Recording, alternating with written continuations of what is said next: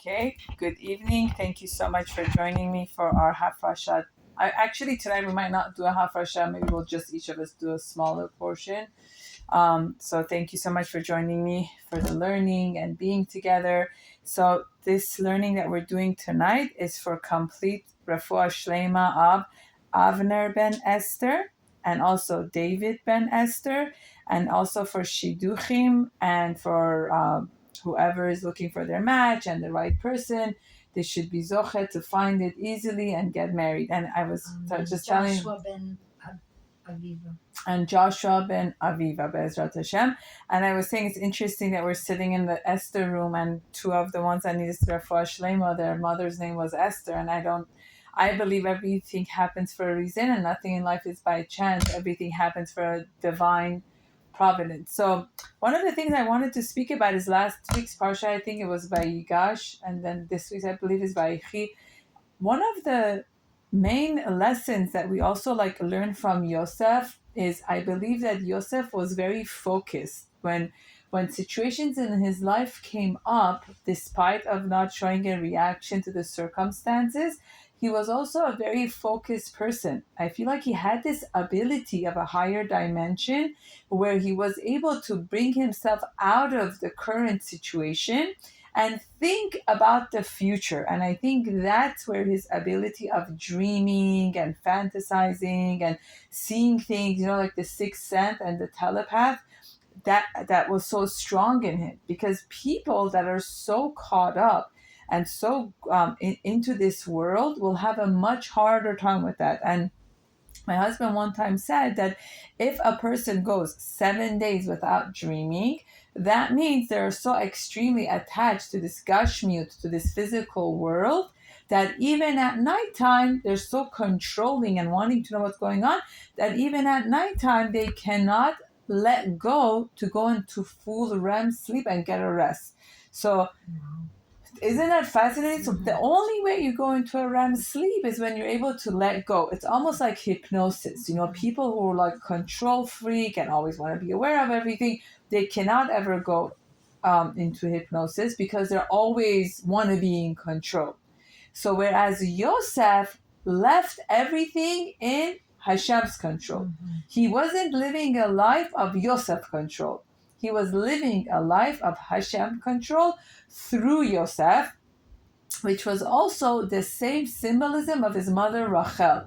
She did not live a life of Rachel control. She lived a life of Hashem's control through Rachel. And she was so connected to HaKadosh Baruch Hu, and even though she was a child of someone who worshipped Avodah Zarah and everything that she witnessed, she knew there is a higher dimension and a higher purpose of the world. And we even know when she left her father's house, what did she do? As a young woman, newly married, she stole her father's idol. She stole her father's idol. She was sitting on the idol, and when her father came and said, "Where is it?" Yaakov said, "I don't have it. Why are you asking me?" And he says, "It's impossible. It was here and now it's not."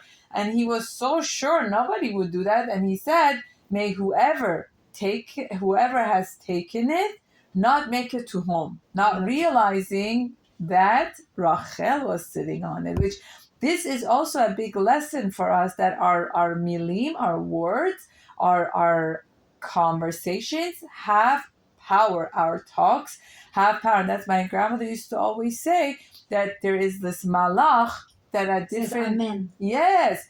But she said, you don't know when, you don't know how, and you don't know why, like where. So throughout the day, you have to be very careful of your words, because you never know when they're listening in. You never know when they're going to say, okay.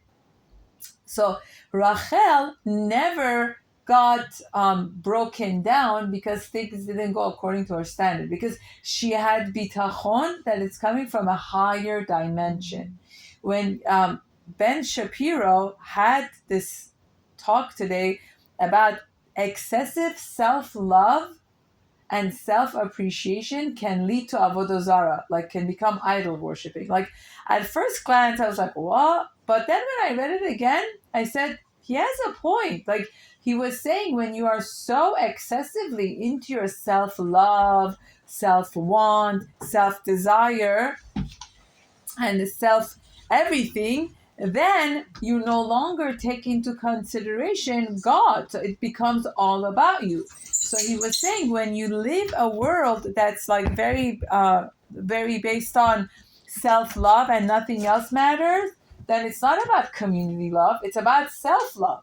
So I was saying Ben Shapiro in one of his talks today was saying that how self-love can lead to avodah zarah. And he said, why idol worshiping? Because you become the focal point and the center of that. And I was saying before that Yosef and Rachel never lived a life according to Yosef or a life according to Rachel. They always lived their life through God. They had bitachon, that God has a higher purpose for everything I'm going through. So their full acceptance was, there must be a bigger reason for this. There must be a higher reason for this. Again, it's much easier said than done. I do not live my life every day by this. I am just teaching it over the words of God to you. I am not at all in any way saying that I can do that all the time, because I also have my limitation, and it gets me. Because sometimes you're like, come on, God, this is how, like, and at moments like that is, I feel like when Yosef was able, I was saying, like, I feel like Yosef lived a life where he was able to detach himself from the current challenge and meditate on godliness. And I think that's what led him to be able to dream and fantasize and see above. When he was in the dungeon, when they threw him in the pit, he never got stuck with his circumstances. Like, a new language to myself was, do not be defined by your circumstances. When I read about Yosef, that was the line for me. Yosef and Rachel Imenu were never defined by their circumstances. They never let their circumstances define them. And even Dinah, Yaakov's daughter, who got raped by Shechem, who came and raped her, then falls in love with her, she also still did not get get defined by her circumstances. And her daughter, Osnat, was the one who ended up marrying Yosef. They sent Osnat, the child that was made from that relationship, from Dinah and Shechem, became the wife of Yosef. And they say that the reason Dinah came outside of her tent is that she had such a love for teaching godliness, for expressing godliness, for going out and meeting the women of the town to teach them Torah. And Shechem knew that. So what he did was he sent a group of girls in front of the tent, and that's what led her to come outside.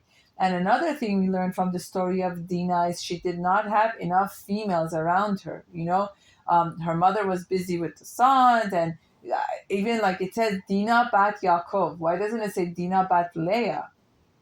So, which is a big lesson to us, that if you do not have a mother figure or a mother or someone that you're close to, make sure to go out there and get yourself a good female figures in your life that you want to spend quality time with, that you want to be near, that you want to spend time with, because it makes a huge difference. When you do not have a healthy female energy around you, you will be impacted. And if you're not around them, you could be impacted negatively if you're around the wrong type. Also, So, a father figure too.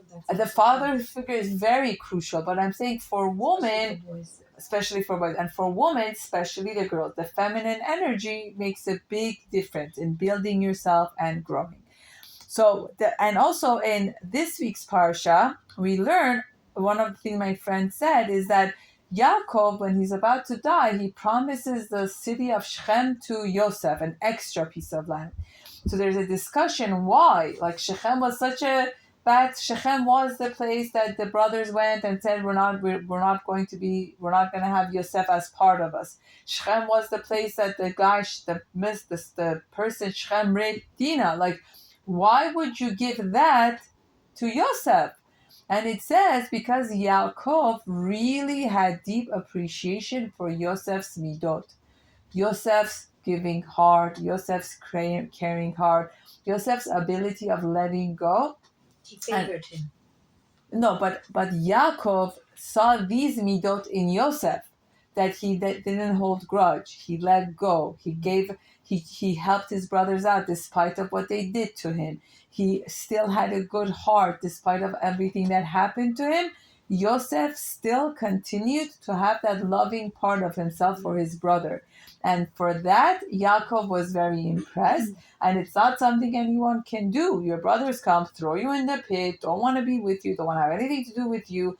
Then they go into like starvation and this, then they come to you. Like the whole story is like you can't even believe it.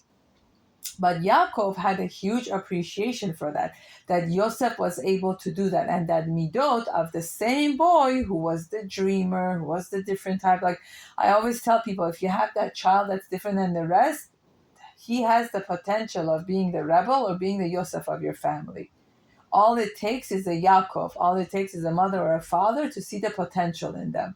Then you get yourself a Yosef. But if you keep picking on them for not being like the rest of your kids, then they're going to be the rebel of the family.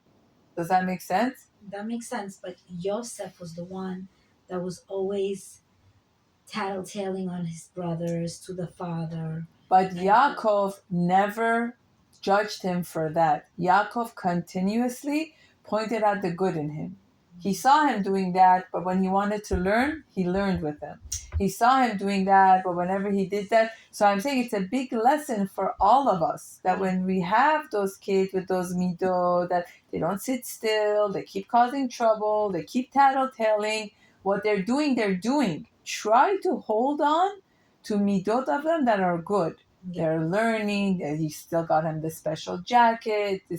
So he found he favored him because he was the son of the wife that he loved a lot. But besides favoring him, what I'm saying is that he never judged him based on the characters that was different than the rest of the brothers. Yeah, that's true. When everyone was farming, he was coming and saying, I had a dream that you're all going to bow down to me. Like, he didn't say, get a life, go back and farm. Like, what are you doing telling me these things? Mm-hmm. There is the part that he favored him, but there's also the part that he took into consideration. And some say that in the Nevuah, he saw that in the future he's going to be in Mitzrayim. So he wanted to teach him all the Torah that he needed. Oh, Yaakov saw him? There is an opinion that they say that he saw that in the Nevuah. Mm-hmm. So I'm saying the lesson that it's... and then my friend Negar, in her Parsha class, she was saying that Shechem is also a name of a shoulder in Hebrew. How do you say shoulder in Hebrew? Shachem? She said that there's an expression, a Hebrew expression that also refers to the shoulder, and what it's teaching us about it is that Yosef always holds space for his brother, despite of what they did to him. Mm-hmm. He always held space for them, even though they didn't hold space for him.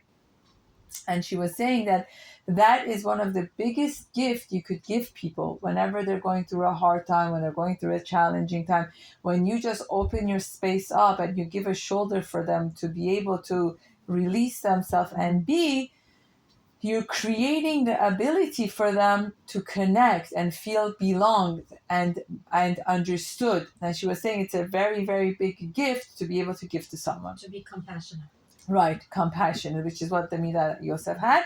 And then it went on to say that why is it that in this week's parasha we learn that when you say the bracha of the Yevarachecha that we learn about on Shabbat, why do we say to be Menashe and Ephraim? At the end you say that, and you should be like Menashe and Ephraim. Why? Why among all the 12 Shabbatim, Avraham, Yitzchak, Yaakov? Why?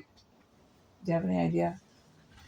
Because they were Yosef's children. Okay, so besides being Yosef's children, is that despite the fact of being in Galut, being amongst Goyim, they never lost their identity. They never lost their essence of who they are, and they were never assimilated with Mitzrims. And when Yaakov comes and sees them, he sees they are even on in a certain way in a higher madriga than the ones that they came with, the way they identified as the Jews. They never let their circumstances define them. So they never let their surrounding, their neighbors, their friends to change their name, change their style of clothing, change this, change that. Nothing. And where do we learn that from? Because they were the children of Yosef. They were the children of Osnat. And who was Yosef? The child of Yaakov and Rachel, like you were saying. And Yaakov loved Rachel. So when you are building a relationship that's based on genuine love, not the love that we learn about in the American society, which has to do with taking, it's not really loving. It's all about what you do for me. This is not the love we're talking about. We're talking about the genuine of love of abundance, love of giving, love of being, love of somebody left me a message the other day. It was like so heartwarming. And the person said to me, I just want you to know I really appreciate you for just being. And like I looked at it again, I'm like, what? And then they're like, I just want you to know that I appreciate your company and your friendship for just you being you. Your being is something that I'm very appreciative of. I'm like, well, that's deep. You're not. Like, That's very. You're not used to that. yeah, I'm like, tell me what I did for you that like, and the person said like, Just you're being, you're being. And I'm like, what a profound idea. Like to be able to, first of all, get yourself to feel that. Second of all, humble yourself to come and tell that other person. Yeah. And third of all, that positivity you're creating in the universe and saying to me that you're appreciating me for my being. Like, wow, that's pretty cool, you know? That's very, very nice. And I said to the person, I said, that was very thoughtful of you. This person could have felt it and never shared it. Person could have experienced it and never shared it with me. And that is the beauty of coming together. That is the beauty of the oneness. That is the beauty and the collectiveness of being able to hold space for all of that. And a lot of times when people are single or people don't have children and they don't have that, I guess according to Ben Shapiro, we won't call it self-love, maybe we call it self-awareness of that lovingness with your inner side of godliness. I'm not talking about self-love in a selfish way. I'm talking about self-love of like that Betzalel Elokim, like getting in tune with that koach of that God has placed within you, you know? If you don't get to have that, then you all your life you're like a broken vessel that you think someone else is going to fix you and put you together. Someone else, someone on the outside. Like if you were not brought up in a home where you were appreciated for your being, for just your being, then you think there's some kind of a force on the outside that's going to come and help you to feel good about you. Like you're always seeking for someone to take care of that problem. Not only it's going to sabotage your whole existence because your obsession becomes, I am not happy now because I'm not married. I am not happy now because I don't have kids. I am not happy now because I don't have 2 kids. I'm not happy now because I don't have 3 kids. I'm not happy. Yes, as long as you think your essence of completeness and coming together is dependent on an outside force, you will never be happy.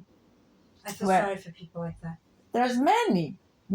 Whereas in Torah, the true love is ve'ahavta et Hashem. You need to love your God. What does that love your God means? Know that there is a God. Find godliness in everything you see. Love God with all your heart. With all your heart, with all your spirit, with all your belonging, right? Anything else, probably the Torah would call it codependency too, because there's nowhere else that tells us to love God with all of that. The only one that it tells us to refer to is God, right? So that every morning when you wake up in the morning, you need to be like, wow, like I woke up. I'm like so thankful. And God, I love that godliness of you that's in me. And I'm loving that. I am loving that godliness of you because I was created in your image. And I'm loving that godliness of you that's in me. So I'm going to get dressed up. And today I went to a shiur with Chedva Kushki, my cousin's wife, and she was saying that one of the most important things is to get to a place to respect yourself enough to dress yourself up first for you and for God. Like, not so that my husband sees it like this. I love that video that you made with the lipstick. On my Mother I put the Goose. lipstick on for myself, nobody else. On my Mother Goose, I have a WhatsApp channel that I do like daily life tips and like Oh, you could ask me, and I'll add you. Yeah, it's a different thing. So I put a picture of myself before I had lipstick on and when I had lipstick on to just Before show and the after. drastic change of like how much light it gives you. And then I said, I'm not putting this on for anyone. I'm putting this on for me. I'm putting this on to like for the comfort of myself. I'm not obsessed over it, like if it wipes off, but like when you feel that low, I think the worst to do is reminisce about the low because all you're going to see is the wrinkle, the gray hair, it's a shift of mind. But if you see that and you try to go to another, let me take a walk, let me call a friend, let me do a video, then you start your dopamine pumping. So I was saying in the video that it's very important to get comfortable to loving yourself, that godliness of you, to love that and nurture that. I remember years ago I had this client, she was Baha'i. Baha'is are very like spiritual people, and every day I would get there, like she was always dressed up and like she had her chai and she would make the chai, the chai, not the tea.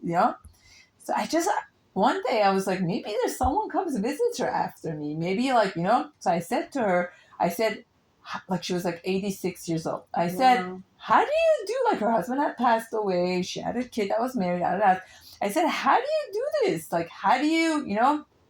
And she said, when it's time for me to die, may like the God of whatever they believe in, give me the kiss of death and I go. And when I'm here, I'm going to live it to the Good fullest. for her. Not for anyone else, for me and my deeper soul that's in me. Good for her. She's like, listen, I don't get up for anyone. I don't do things for anyone. I do it because I myself matter. I said, what a Yeah. profound idea. Yeah. I matter. If God chose to give me my neshama back again today, if God chose to allow me to be here, if God chose and gave me the privilege and the zechut to like learn with you guys today, I'm going to do it. I really love audience, so I haven't been good enough to. Being your audience. Yes, thank you. Every time I'm just blown away by her. Yeah. So I said. There are things in my life that could be challenging. My kid could be this, and my husband might got upset at this, and this. But what we need to learn is compartmentalize. Put everything in its own place, right? This one is upset at me. Okay, fine, that's there. My daughter might be disappointed that I didn't get to do that. Okay, that could be there. My sister this, but this one wants to listen to me. Like, it doesn't mean I need to self-sabotage because, let's say, the majority might have a bad day with me. I still can hold space for their bad day with me and hold value for the ones that want to learn with me. Like, there should not be black and white. And I think that is the biggest lesson Yosef is teaching us, that even though all the brothers sold him, wanted to kill him, threw him down the pit, this, that, his father loved him, right? Metaphorically father and his actual father. His mother loved him. Nothing else mattered, And I say it's like the first parak of Tehillim that says, don't go in the path of the wrong. Asher lo alach b'derech rashaim. Instead, don't follow the path of the rashaim, the bad. And rashaim can also be our thoughts. Sometimes our thoughts could be those rashaim. What does it say? Be like a tree. Not any kind of a tree. Be like the tree that's next to the Nile of a flowing water and does not wither, does not shake. Be that tree. What a symbolic lesson. Why be like a tree? Meaning what? There will always be winds, there will always be words, there will always be strong like a tree. Be rooted. Know your roots, metaphorically, and in actuality. Know who you are and where you're coming from.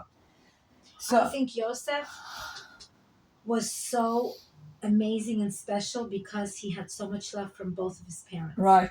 Support But and his love. mom died when he was so young, right?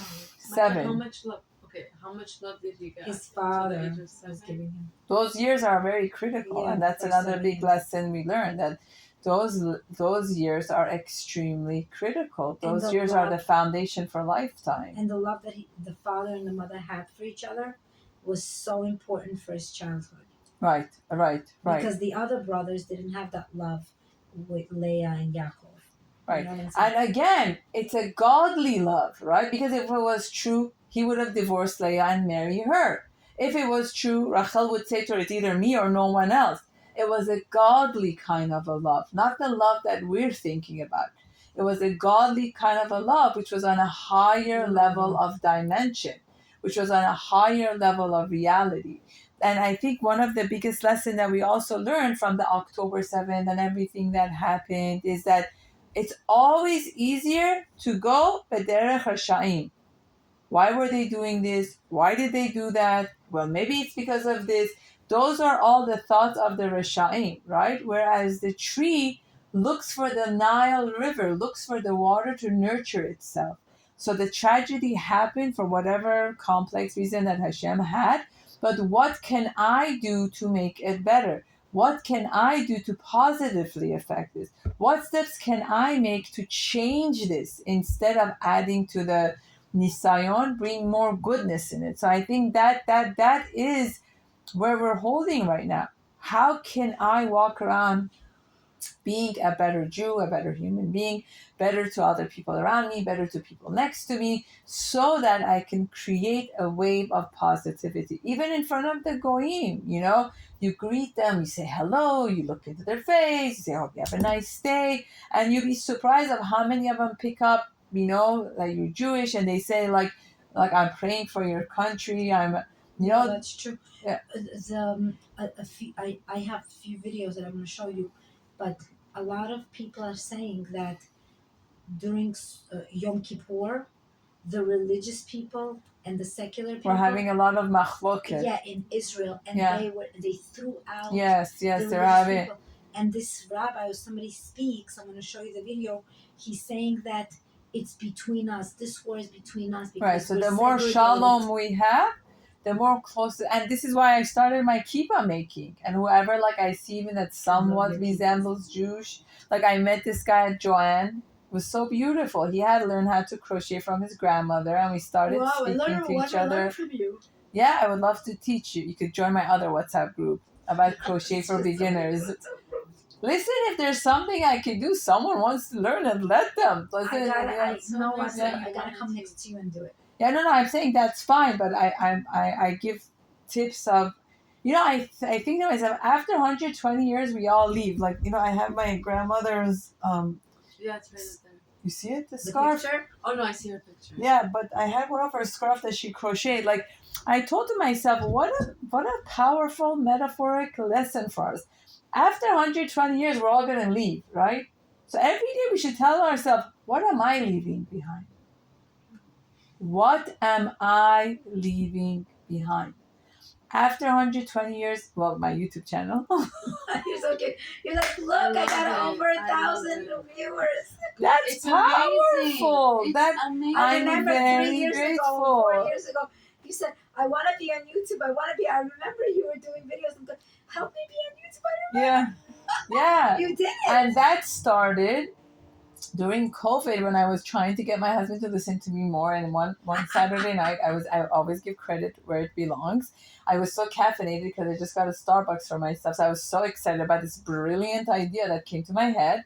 And I went over and I told my husband, I have an idea to tell you. And on Shabbat for rabbis, it's not really a day of rest because they're taking care of this, taking care of that. Saturday night, majority of rabbis, it's their cave time. They just want to sit on a chair and just zone out, So I'm like, guess what? I have an idea. And he literally looked at me and he said, when don't you have an idea? And then he said, when don't you have an idea? And I said, do you have anyone else to also share it with?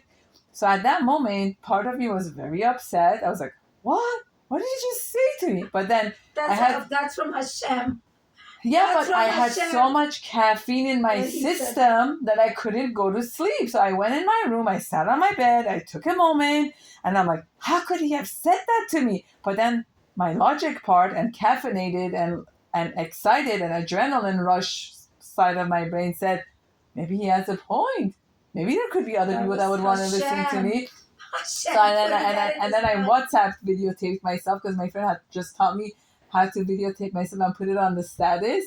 And then I got feedback from it. I'm like, oh my God, this is funner than forcing him to listen to Exactly. me. Don't you, You get know? it? It's from Hashem. Yeah, that's what I said. He literally, it was Mina Shamayim. It was like a positive push.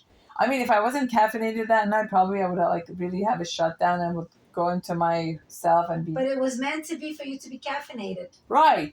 But it was a big lesson, and then from that on, now that I have my Then new you became lingo, popular. now that as I famous. have my lingo, don't let the circumstances define you. So now if someone is not interested or not into it, I don't think my husband has ever watched any of them.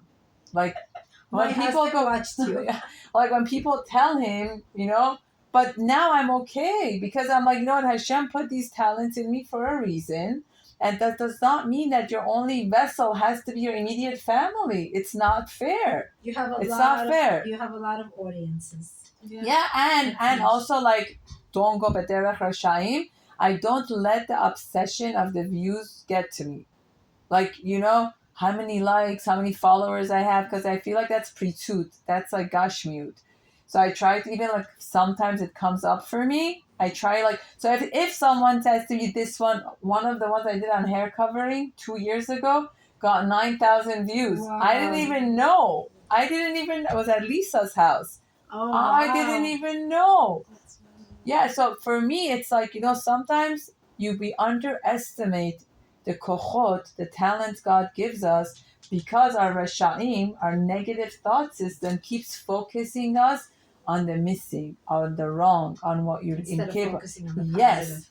So Yosef had a choice to think, I'm not wanted, I want to be disowned, go into drugs, go into addiction, He could have very well. Gone with He was Potiphar's bullied. wife. Yeah, he was bullied. He was, to the max. But he didn't. He never let the circumstances define him, and he held a strong ground. So I said, one of the things also, when you are connected and you have strong roots, you don't hold grudge because you think everything is from Hashem. You're just a wave of the ocean. Like, it's not you. Mora Shula Zargari always says, it's Zelohu, Zehu. Like she said, her mother always told her, another Esther, she said her mother always told her that it's not you, it's from God. It's not them, it's from God. So I said, and also So you're never going to have a grudge on anyone if you think right, and it's a high level of being. It's a very high level of being. And your bitachon is stronger. You're more connected. You allow yourself to dream. You allow yourself to let go, disconnect, and go on the higher level. You become more hopeful. Instead of dispute, you go more into a mindset of connection and connectivity because that has more value for you.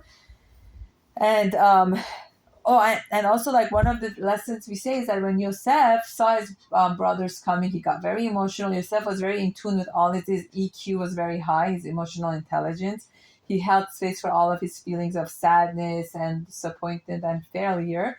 And it says that when he saw Benjamin coming, it literally says he sobbed so loud. Here's the king of Mitzrayim sobbing so loud that they say because he saw Benjamin that the whole Mitzrayim woke up. The second line is even what's more profound. I'm getting chills just thinking about it. In the 21st century, in the psychology world and this and that, now there's new concept of self-regulation, like besides co-regulation, self-regulation, how to regulate yourself when all your emotions come up. What healthy steps you could to get yourself together, basically, meaning hold space for your sadness. The next line, after it talks about him sobbing so loud, it goes to say, and this is not commentary, it's not Onkelos or Rashi, it's literally verbatim in the Torah, in the Parsha of Vayigash. It says, and Yosef removed himself and went to the other room to cry. And cried and washed himself, washed his tears, got himself together, brought himself back, and continued. Continued what? The meal or the soup, whatever they were having. He got himself together. I'm saying, what a profound lesson that what the world of psychology thinks about regulation, how to regulate yourself. 3,000 years ago, 2,500 years old, during the time of Yosef, he already Show that to us. Yosef doesn't talk about Yosef yelling at them, doesn't speak about Yosef going into rage, doesn't talk about any of that. What he tells us is Yosef dealing with his primary emotions, which are sadness and failure and all of that, and also getting himself together and going. So it's not that he just cried and fell apart. That is a big lesson. Yosef doesn't just cry and fall apart. He has his moment of crying, but then he moves on. It's a big thing, I'm telling you. It's about, then he puts himself together and moves on to what needs to get done, which is a big, powerful lesson for us. And also remembering, you could be Yosef, loved by Yaakov, loved by Rachel, but guess what? There could be people in the world that could not like you, and that can happen too.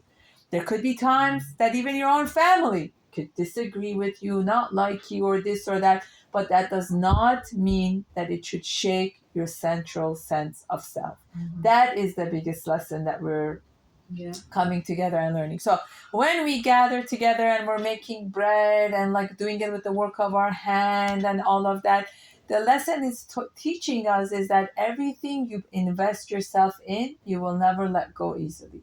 When you make dough lichvot Shabbat and you make the bread and the bread gets divided up, you eye every piece of that bread like it's your baby, you know? Like if it's a store-bought bread versus the bread you made with your hand, many people do this, maybe you guys don't, but like they know I made that bread. So it's much harder for them to throw it away. That's true. But you think to yourself, bread is bread. What's the difference? No, it's why? parnasa. You can't throw it away. No. Besides that, but I'm saying when it's the bread, which was the dough of your hand, Of course. what do you it's more feel? valuable. More valuable. So why is it that every mitzvah Hashem invests time in it? Because Hashem wants us to have value for our relationship, value for our connection, value for the meaning between us, value for coming together. And that is the biggest essence. Yosef, Rachel, and Menashe and Ephraim had value for everything. And that's how they were so strong and connected. They never let their circumstances of things they don't have break them apart. They always focused on how can I make a connection.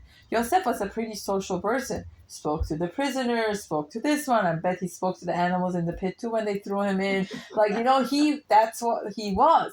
He was a character of connection. He was like Natalie. Yeah, I say So probably he sure. would have been an ADHD person too with his creativity and extrovertedness. And, you know, that was him. He was able to multitask and this and that. These characters comes from a place. These tendencies are not by chance. So that is the biggest lesson we learned from Yosef, is don't let your circumstances define you. Be like a tree that we learn about Tehillim.